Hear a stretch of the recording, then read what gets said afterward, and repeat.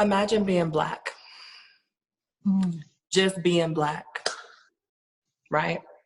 Take away all of the other identities, take away the things that we've learned, take away the things that we now know, take away the terms that white people came up with in a room and disseminated into the community that we use freely and proudly, and just imagine being Black. Right? As Black people, you walk out of your door and you're afraid. I think that as queer Black people, it's amplified. But I think that our lack of intersectionality within the conversation, I get it, it's hard. I get it, it's hard, right? I'm trans, I'm gay, I'm a lesbian, my life has been hard, they beat me down, okay, cool. But I think that what we miss is that at the intersection of that, Black people, right, are also going through those things. And I think in some senses and in some conversations based on the privilege and the things that we now know about ourselves and the way that we now can speak about the issues, we're just like, bump that, it's harder for me, right? We play the trauma Olympics with our Blackness. And I think that there are so many things that have been said that I just feel like lack true compassion. Black women don't owe nobody shit.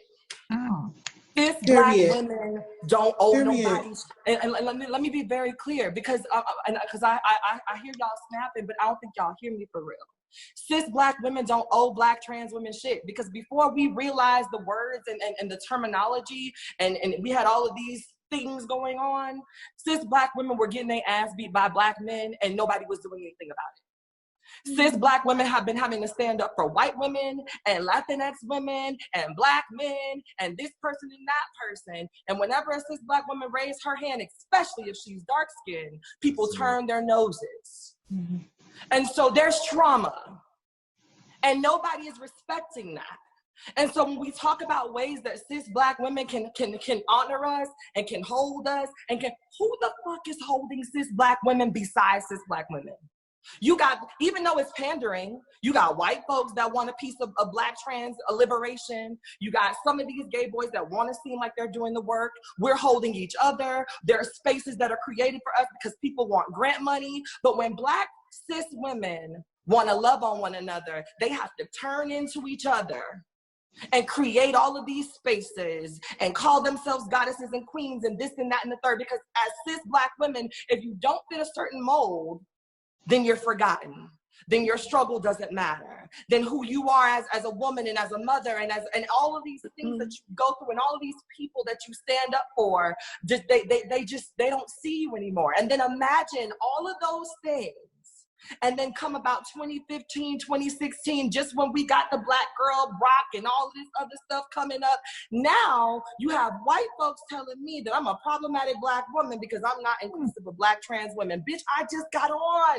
I was just about to enjoy this spotlight. I was just gonna chill and bask in the ambience. And now you telling me that I'm problematic because I'm not supportive of somebody else when nobody has been supportive of me.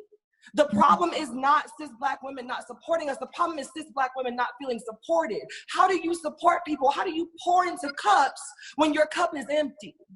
How do you pour into cups when as a little Black girl, I wasn't raised in that way, right? I had the privilege of being a little Black boy.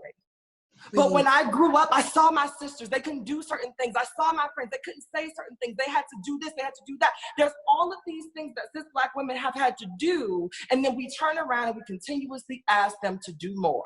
Wow. And it's not to say that cis Black women don't have a responsibility, right, to be held accountable for the negative and toxic ideologies that they instill in their Black children and that they instill in Black men and that they instill in their husbands in some instances. But what I do think is that as Black trans women, if we truly want liberation, then we have to listen.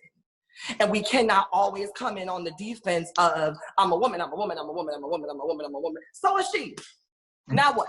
Now can we have a talk? Now can we truly see what, okay, so we're women. We can acknowledge that in this space, and even if we can't, let's still have a talk about why you can't, right?